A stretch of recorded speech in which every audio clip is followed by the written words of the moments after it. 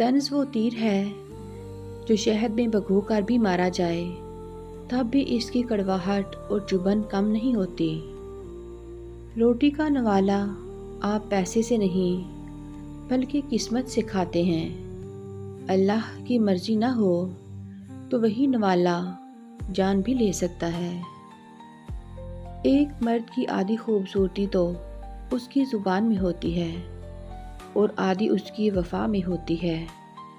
جو عورت کی عزت کرنا جانتا ہے اس کا رویہ بتا دیتا ہے کہ یہ مرد کتنا خوبصورت ہے۔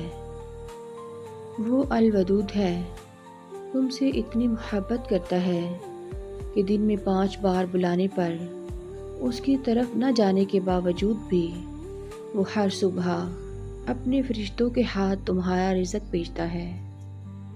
دنیا کا سب سے قابل رشک انسان وہ ہے جس کا رزق اس کے لیے کافی ہو، جس کی بیوی اس کی آنکھوں کی ٹھنڈک ہو، جس کا گھر اس کے لیے باعث آرام ہو اور وہ قرض کے بوجھ سے آزاد ہو۔ آج کل شادی کا مطلب ہے سالوں کی محنت سے کمائی کی رقم کو ایک ایسے دن پر خرچ کرنا جس کا مقصد 400 ایسے لوگوں کو خوش کرنا ہوتا ہے جو کبھی بھی آپ کو خوش نہیں دیکھنا چاہتے۔ ننازوں میں دوڑ کر شامل ہونے سے کہیں زیادہ بہتر ہے کہ زندگی کے مشکل وقتوں میں زندہ لوگوں کا سہارا بنے۔ دعائیں تب اثر کرتی ہیں جب انہیں صبر کی مہر لگا دی جائے، اور صبر یہ نہیں کہ اللہ پاک سے مانگنا چھوڑ دو، بلکہ صبر تو یہ ہے کہ لوگوں سے کہنا چھوڑ دو۔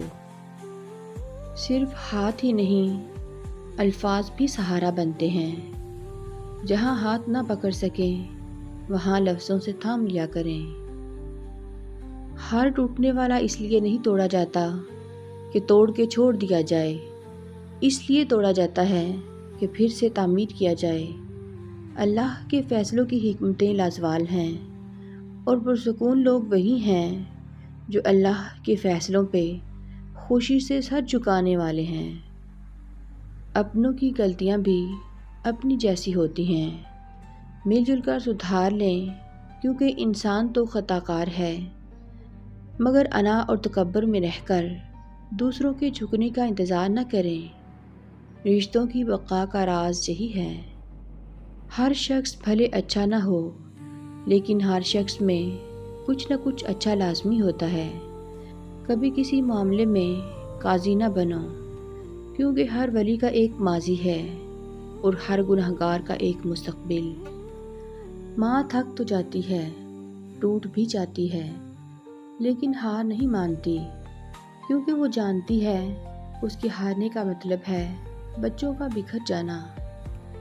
اللہ خود کہہ رہا ہے، میں تمہیں کبھی آسان راستے کا وعدہ نہیں دیتا، میں تمہیں صبر کا انعام دیتا ہوں۔ لوگ بدلیں گے، حال بگڑیں گے، دل ٹوٹیں گے، مگر میں تمہیں سنبھال لوں گا۔ جیسے میں نے مریم کو تنہا نہ چھوڑا، میں تمہیں اپنی رحمت میں چھپا لوں گا۔ رابعہ بصری سے کسی نے پوچھا کہ کیا گنہگار کی توبہ قبول ہوتی ہے؟ فرمایا، انسان اس وقت تک توبہ کر ہی نہیں سکتا جب تک اللہ توفیق نہ دیں، اور جب توفیق مل جائے تو قبولیت میں کوئی شک نہیں ہوتا۔